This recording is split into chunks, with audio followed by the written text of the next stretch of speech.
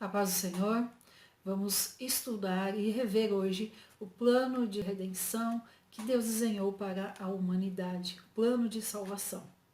Eu sou Janaína Botti e congrego na sede da Igreja Assembleia de Deus, Ministério do Belém, aqui em São José dos Campos. Nós vamos rever e estudar esses pontos, os pontos principais, dentro do módulo Bases Bíblicas de Missões, que faz parte do nosso curso de missões. Essa aula costuma ser dividida em duas aulas presenciais, mas por causa do isolamento que estamos sofrendo, essa aula então está sendo online e essa aula está sendo gravada. E o objetivo aqui não é esgotar o assunto e nem muito menos ler toda a revista ou citar tudo o que está aqui, mas pontuar o que se destaca, pontuar as principais coisas. E numa aula presencial, eu costumo sempre perguntar: quem leu sua Bíblia hoje? Quem lê a Bíblia todo dia? É importante para os servos de Deus, é importante para os filhos de Deus que conheçam a Deus. E as formas melhores, mais profundas de conhecer a Deus é orar sempre e ler a palavra de Deus todos os dias. Sem Bíblia não há o que anunciar, sem Bíblia não há orientação, sem Bíblia não há esperança de sucesso, sem Bíblia não há zelo pelo evangelismo, sem Bíblia não há confiança em ir. Falamos sempre, ouvimos isso desde sempre, né, desde que estamos na igreja, de que missões está no coração de Deus. E se está no coração de Deus, está na palavra de Deus, está na Bíblia. E nós precisamos conhecer então missões dentro da Bíblia, de Gênesis a Apocalipse, e é o que nós vamos fazer então nessa aula. Lá em Gênesis 1 e 26, nós lemos que Deus fez o homem à imagem e semelhança, né? E disse Deus: façamos o homem à nossa imagem, conforme a nossa semelhança.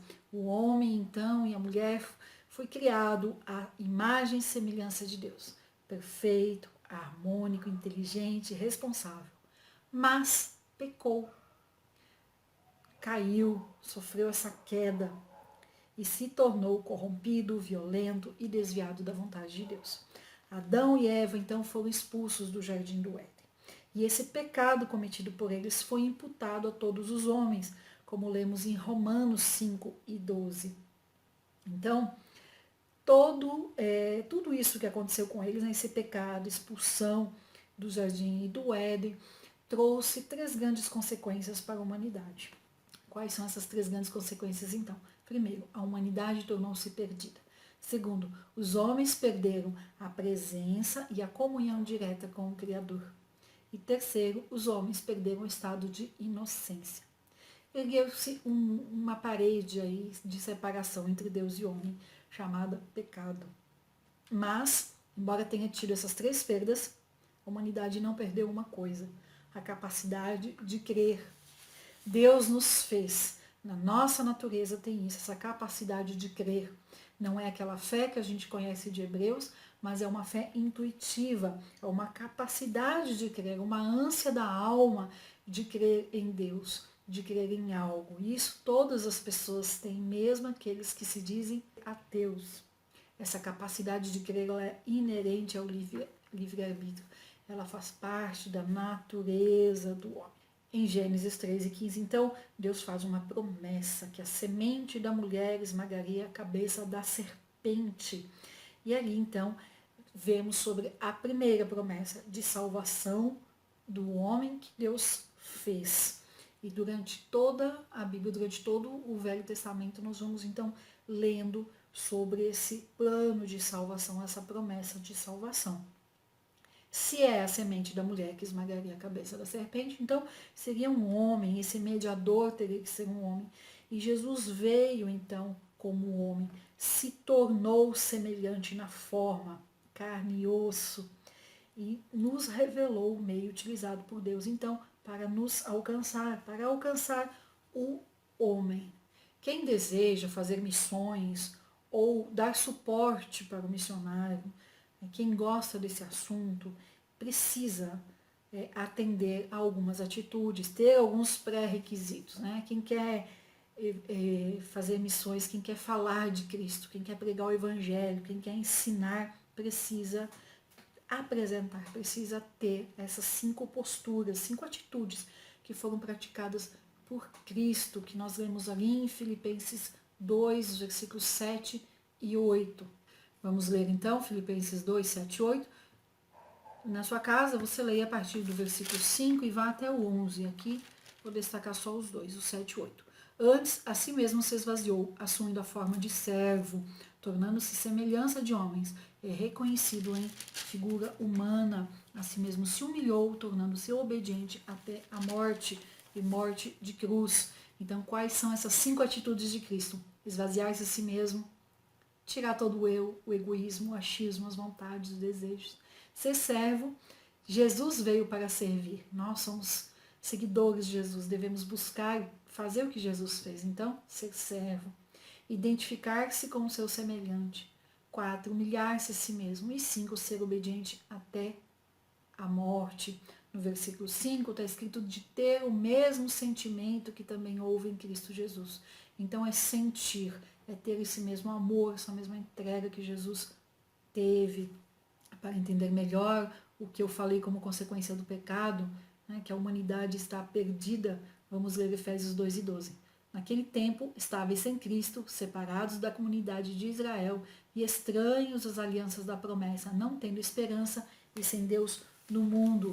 Então, a pessoa que faz parte, né, a pessoa que está ali perdida, que faz parte dessa humanidade perdida, ela não tem 5 coisas. Ela não tem Cristo, não faz parte de Israel, dessa família, dessa comunidade, né, desse povo de Deus, está alienado às promessas de Deus, não tem esperança e não tem Deus.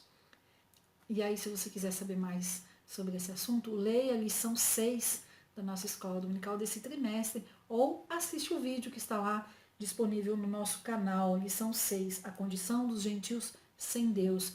Vai falar um pouco mais sobre essas 5 coisas que o perdido, que a humanidade não tem quando está longe de Deus. Então, a partir do momento que Jesus morreu na cruz e ressuscitou, nos dando a salvação, ele rompeu, ele desfez essa inimizade com Deus, desfez essa parede de separação que era o pecado e nos deu livre acesso a Deus. Nós então mudamos de posição, de perdidos para salvos. E temos acesso então a 5 coisas. Cristo e vive em Cristo, 1 João 5,12. Não estamos mais separados de Israel, Romanos 11,17. Temos promessas já recebidas e outras para receber, 2 Pedro 1,4. Temos Cristo, a esperança da glória. E temos Deus, Mateus 28 e 20. E aí a Bíblia registra então de Gênesis até Apocalipse o plano de redenção para a humanidade, desde a promessa, a primeira promessa de que a semente da mulher esmagaria a cabeça da serpente, até lá em Apocalipse, quando nós veremos todos os salvos diante de Deus. E em toda a história da humanidade, Deus vem intervindo e dando condições e dando providências para que o homem seja salvo. Deus quer que toda a humanidade seja salva. Então, Adão e Eva, quando pecaram, Deus fez para eles túnicas de pele de animal, né, dando uma condição ali. Quando depois a humanidade se corrompeu totalmente e se multiplicou a maldade no meio dos homens, então Deus trouxe, né, o dilúvio, Deus deu a arca ali para a salvação de Noé e sua família. Quando Noé e sua família saem da arca, Deus fala para eles se multiplicarem e se espalharem pela terra, né, povoarem toda a terra. Mas eles não obedecem essa parte e ficam todos ali na região da Mesopotâmia, até o momento que decidem então fazer uma torre, né, a Torre de Babel, para se chegar até os céus. E aí depois Deus intervém, coloca ali a confusão de línguas, para que desta forma o povo se espalhe mesmo pela terra, né, o que acaba acontecendo. E no mesmo capítulo 11 de Gênesis, nós encontramos a descendência de Sem, e ali no finalzinho do 11 nós vamos encontrar então Abrão, primeira vez aparecendo o nome dele, o pai, o sobrinho, enfim. E podemos achar que veio então dali Israel, né, a descendência, mas não. Na verdade, Deus começa do zero, uma nação nova, um povo novo, um povo escolhido para si, no capítulo 12. Ora, disse o Senhor a Abrão, sai da tua terra, da tua parentela e da casa de teu pai e vai para a terra que eu vou te mostrar. Então, com Abrão, Deus manda ele sair de lá para, a partir dele, começar, então, uma nação, começar do zero. E os versículos 2 e 3, deixa de ser um indivíduo e vira um povo. De ti farei uma grande nação. Tá? E ali nós vamos ler, então, 3 bênçãos, nesses versículos 2 e 3. A primeira bênção, de que Abraão seria abençoado e que ele seria uma bênção para todas as nações. Então, essa primeira bênção tem 2 aspectos: ser abençoado e ser uma bênção para os outros. Então, vamos entender aqui. Primeiro é receber a bênção. E a segunda é compartilhar. Por isso que eu sempre insisto, em sala de aula falo mais sobre isso, de não sermos um vaso de bênçãos. Nós temos que ser vaso de honra na casa do Senhor. Mas no quesito bênção, nós não podemos ser vaso, porque vaso é o que recebe e retém. Nós temos que ser canal, que recebe e compartilha, recebe e divulga. Nós vamos ver que o problema com Israel foi que ele recebeu e não compartilhou, recebeu e não divulgou. A segunda bênção aqui é Deus engrandeceria o nome de Abraão, aqui ainda Abrão. E a terceira bênção falando sobre terra, né? Dá-la-ei a ti. Então, a terra prometida. Leia depois de Gênesis 12 a 15, no capítulo 15, no versículo 1, nós vamos encontrar Deus acalmando o coração de Abrão. Ele estava ali preocupado, ele estava ali inquieto em relação ao que Deus tinha falado. E a Bíblia não dá claramente o motivo da inquietação, da preocupação de Abrão, mas pelo decorrer do diálogo de Gênesis 15, do versículo 2 em diante, entendemos que é por causa da descendência. Ele não tinha filhos e ele está falando sobre isso. Então, Deus promete um filho para ele e fala que ele teria um filho legítimo dele. Então, como eu já falei em Gênesis 12, 1, Deus está falando com um homem, chamando um homem. No versículo 2 já não é um homem, né? Nós já vemos então Deus ali falando de uma grande nação. Temos então essa tipificação de um povo, Israel. Então Deus escolhe um povo para ser o seu. Um povo obstinado, um povo de dura serviço, mas um povo seu. Em Êxodo 19, 5 e 6, Deus fala que Israel é sua propriedade peculiar e que Israel deveria ser um reino de sacerdotes para outras nações, uma nação santa. E aí o que eu falei de receber e não compartilhar, porque Israel se tornou orgulhoso, né? Uma nação orgulhosa e não cumpriu com o segundo aspecto, não quis compartilhar. Quis Deus só para si, sendo que era para ela ser um reino de sacerdotes para outras nações. E aí trazendo uma reflexão que eu gosto sempre e nós, na atualidade, e as nossas igrejas agora, nós estamos sendo vaso de bênçãos, nós estamos só recebendo, nos tornando igrejas inchadas, ou nós estamos engajados no esforço missionário, estamos divulgando Deus, divulgando as boas novas de Jesus e saindo para propagar o Evangelho. Nós estamos armazenando bênçãos ou nós estamos compartilhando bênçãos.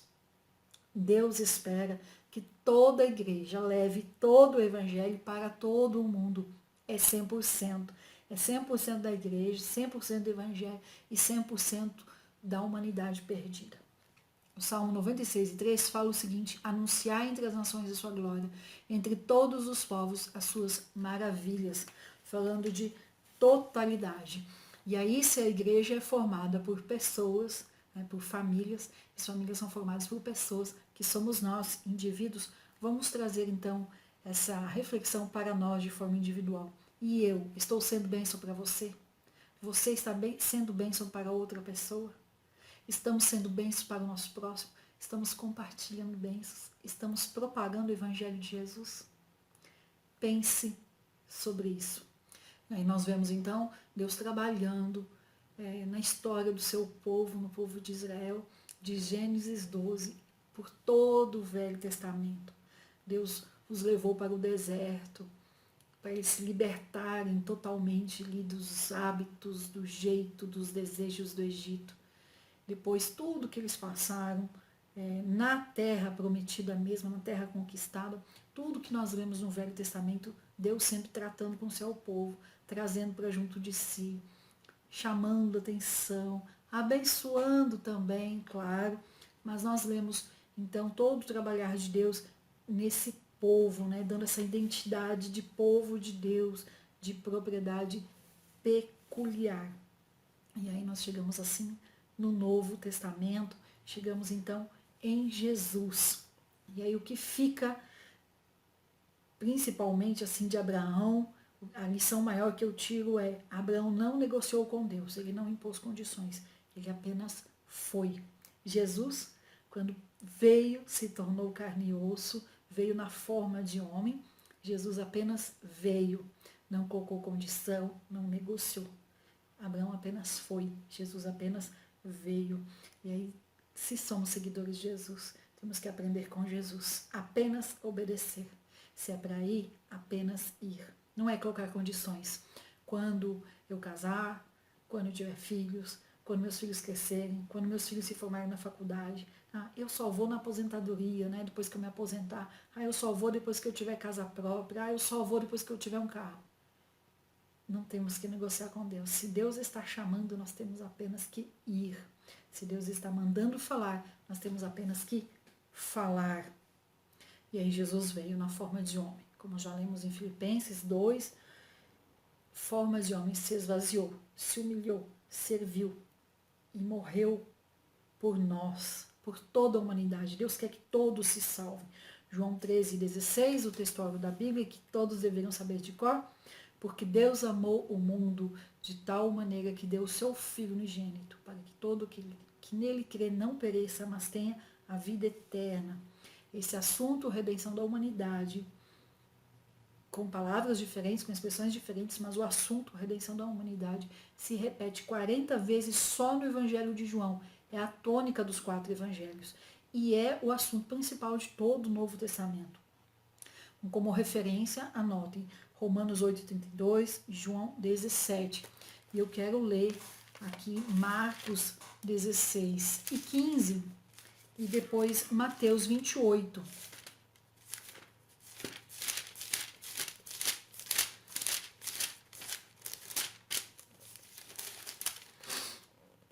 (16 e 15), todo mundo conhece, fala assim: e disse-lhes: ide por todo o mundo e pregai o evangelho a toda a criatura.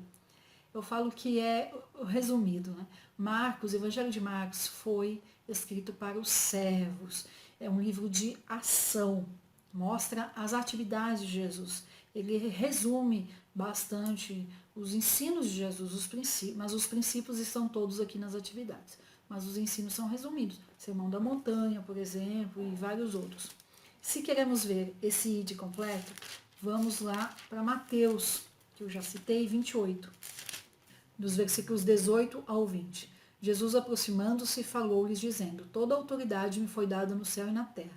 Ide, portanto, aqui o ide de Marcos, fazei discípulos de todas as nações, batizando-as em nome do Pai, do Filho e do Espírito Santo, ensinando-os a guardar todas as coisas que vos tenho ordenado.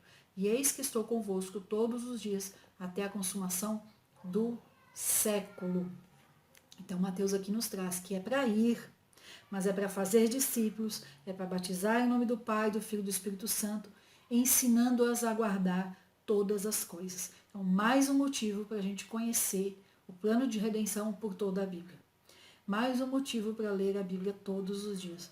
Mais um motivo para conhecer de forma mais íntegra, de forma mais completa, as referências sobre a salvação que Deus nos dá. Porque não é só ir e falar de Jesus, é fazer discípulos, é batizando, ensinando-as a guardar todas as coisas que vos tenho ordenado. Então, para ensinar, eu tenho que conhecer, para conhecer, eu tenho que ser, eu tenho que praticar isso aqui, eu só posso praticar, eu só posso Guardar, esse guardar é no sentido de obedecer. Eu só posso obedecer se eu conhecer. Então, a primeira lição, Deus envia Jesus. A segunda lição é a entrega. Jesus se entregou, não questionou, não negociou, não colocou condições. Como um cordeiro que mudo, que não se manifesta, assim foi Jesus. Morreu morte de cruz por nós, sem negociar, foi uma entrega voluntária. Ele quis fazer, foi uma escolha obedecer a Deus. E assim temos que ser nós. Nós temos que escolher se entregar para missões. Nós temos que escolher propagar o Evangelho de Cristo. Tem que ser um desejo da nossa alma. Temos que sentir de tal forma a salvação, a alegria da salvação, que isso transborde em nosso coração e a gente queira compartilhar com os outros. Porque se fizermos por obrigação, ou se fizermos porque os outros estão mandando, vamos ser levados ao fracasso. E aí, por fim, Jesus foi o maior missionário, o maior exemplo missionário que nós temos. De uma humildade sem precedentes. E aí leiam Deuteronômio 21, versículos 22 e 23. Assim mesmo ele se esvaziou, nós já lemos, já falamos sobre isso, mas leia também Marcos 8,34. Foi servo, se identificou com o próximo, foi obediente até a morte. E aí eu quero citar também, em outro módulo será estudado de forma mais profunda, mas eu quero citar também que Jesus rompeu fronteiras geográficas. Ele diz que veio para falar das boas novas, ele veio para ensinar, para trazer as boas novas, para outras cidades, para outros locais, né, transpondo ali fronteiras geográficas. Lemos isso em Lucas 4,42. Ele rompeu fronteiras sociais, falando de Deus, levando as boas novas para todas as classes sociais, como referência a Mateus 9,35. E ele rompeu fronteiras étnicas, Mateus 8 e versículo 13. Jesus só se entregou. E ele é o maior exemplo missionário por isso, porque foi uma escolha. Ele aceitou isso, ele escolheu obedecer por amor. Foi por amor que ele fez o que fez, por amor a nós, por amor à humanidade. Ele só se esvaziou por amor, ele só se humilhou por amor. Uma humildade sem precedentes, um esvaziamento, tirou tudo, né, o que estava ali dele como homem. Se esvaziou de todos os seus desejos, suas vontades, suas necessidades, por amor. E é esse amor que nós temos que buscar repetir na nossa vida. É esse amor que nós temos que refletir. O amor de Deus para a humanidade. Nós temos que amar o próximo dessa mesma forma, abrindo mão de nós mesmos. E aí Jesus morreu na cruz, ressuscitou ao terceiro dia e ficou por 40 dias aqui na terra. Quando ele ascendeu aos céus, ele deixou então uma orientação para os apóstolos. Ele disse o seguinte, está lá em Atos 1 e 4, e comendo com eles, determinou-lhes que não se ausentassem de Jerusalém, mas que esperassem a promessa do Pai, a qual disse ele, de mim ouvistes. E no versículo 8, mas recebereis poder ao descer sobre vós o Espírito Santo, e sereis minhas testemunhas, tanto em Jerusalém, como em toda a Judéia e Samaria e até os confins da terra. Só que aí, novamente, os discípulos ficaram esperando, em oração, obedientes e humilde espera. E receberam, então, o Espírito Santo, mas não seguiram a segunda parte, de ser testemunhas em Jerusalém, na Judéia, em Samaria, até os confins da terra. O que é esse de ser testemunha? É contar o que viu, contar o que sabe. É compartilhar as bênçãos. Eles não fizeram isso. E aí, no decorrer, a partir de Atos 4, nós vemos então o início da perseguição à igreja, começando com a prisão dos apóstolos. No capítulo 7, nós temos Estevão, o primeiro mártir da igreja. E aí, a partir do 8, então, uma grande perseguição à igreja. E aí, por conta dessa perseguição, a igreja começa a se espalhar, os salvos, os discípulos começam a sair de Jerusalém e começam a obedecer, então, o ir de Deus. Então, Deus permite, sim, perseguição, Deus permite lutas para que o ID seja cumprido. Deus permite isolamento também para que o ID seja cumprido. Será que nós não estamos ficando demais olhando só para as bênçãos e não estamos divulgando? Vamos usar esse isolamento também para falar de Jesus. Usar aquilo que estiver à mão, redes sociais, papel e caneta, voz. Não podemos sair livremente como antes, mas nas vezes que sairmos, que as pessoas vejam Jesus em nós. Não podemos sair livremente. Antes nós podíamos sair livremente, mas nós não saímos sempre para falar de Jesus. Muito para nós mesmos, para os nossos desejos, para as nossas vontades. Agora as nossas saídas precisam ser mais controladas, precisam ser mais cuidadas, mesmo quem está trabalhando. E temos vontade de sair de novo como antes. Vamos usar melhor o nosso tempo e as oportunidades que temos, como o apóstolo Paulo nos ensina, usar todas as oportunidades para falar de Deus. E aí, falando de apóstolo Paulo, chegamos no capítulo 9, onde ele se converte, e ele fica um tempo se preparando, né? Ele fica trabalhando ali na vida dele, e lá em Atos 13, nós temos, então, a primeira viagem missionária de Paulo, e de 13 até o capítulo 28. Então, nós temos ali todo o ministério de Paulo, que se tornou, sim, o maior missionário aos gentios. Pedro foi o maior pregador do evangelho aos judeus, e aí Pedro fica em destaque até o capítulo 12, mas a partir do 13, então, Paulo entra em destaque como o maior missionário de todos os tempos, missionário aos gentios. E o capítulo 28, então, termina de forma abrupta, contando de Paulo ali em Roma, morando de aluguel, no que é uma prisão domiciliar, bem diferente das que nós vemos agora. E aí o que acontece? Nós sempre ouvimos isso, que Atos não termina, né? O livro não termina em Atos 28, a história não termina ali, nós damos continuidade a isso. Mas se damos continuidade a isso, como estamos dando continuidade? Estamos indo como Paulo foi? Estamos transpondo fronteiras como Paulo fez? Leia depois Hebreus 11, dos versículos 34 e 37 e veja o que missionários, o que homens e mulheres passaram por amor a Deus. E veja se nós estamos disponíveis a fazer isso, se estamos fazendo isso, como estamos dando continuidade aos atos dos apóstolos. E aí, por fim, o plano de redenção de Deus vai de Gênesis ao Apocalipse. No Apocalipse nós já temos ali os finalmentes da obra missionária, os finalmentes do plano da redenção. Eu te convido então a ler Apocalipse 5, leia você em casa do 9 ao 14, eu quero destacar aqui o 9. E entoavam um novo cântico, dizendo: digno és de tomar o livro e de abrir os selos, porque foste morto e com o teu sangue compraste para Deus os que procedem de toda tribo, toda língua, todo povo e toda nação. Então, duas coisas. Sempre quando é citado em algum versículo na Bíblia 4 elementos, 4 coisas, 4 unidades, é para significar universalidade, o todo. Né? Então, aqui é falado toda tribo, toda língua, todo povo e toda nação. E esse nação, assim como Mateus 28, tem a ver com etnia. Tá? Nação africana, lá dentro nós temos milhares de etnias. E quando formos de missões, precisamos levar isso em consideração.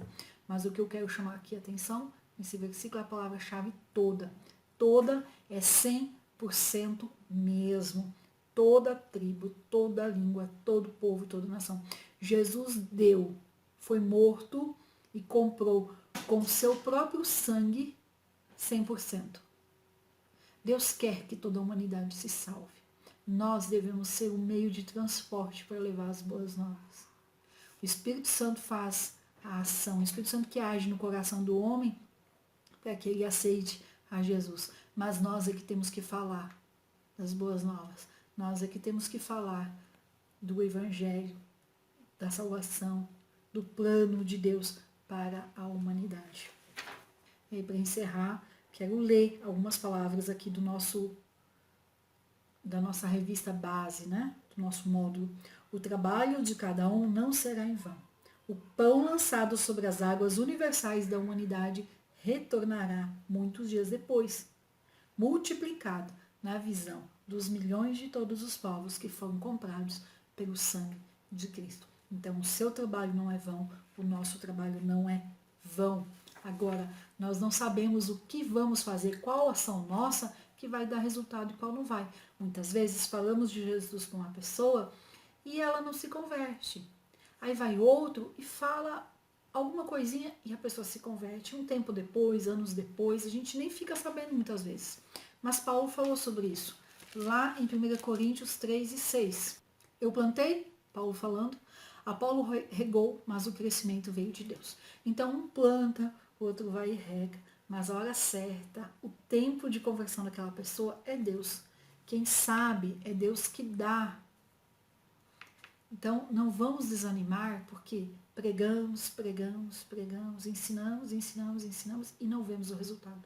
Pode ser que o resultado não venha aos nossos olhos. Nós vamos ver lá na eternidade, como a gente viu aqui em Apocalipse 5 e no versículo 9. Todos os versículos aqui falando, né? O versículo 11 fala, né? Cujo número era de milhões e milhares de milhares. Na eternidade nós vamos ver o resultado de missões agora. O brado missionário, o desejo missionário, a vontade de falar de Jesus deve partir da igreja, deve partir de cada um de nós. É desafiante? É. Traz consequências? Traz. Mas é isso o que nós temos que fazer. Esse é o nosso trabalho, esse é o nosso chamado. Vamos fazer, vamos falar de Jesus em todo tempo, em toda oportunidade. Se não tiver oportunidade, vamos criar oportunidade. Mas para isso, precisamos conhecer a Bíblia Sagrada. Então, mais uma vez, e encerrando, eu te falo, leia a Bíblia todos os dias e conheça os versículos onde Deus fala do seu plano de redenção para a humanidade. Isso aqui, a palavra de Deus, é o seu instrumento de trabalho. Use e aprenda a manejar bem a palavra da verdade. Amém? Deus abençoe.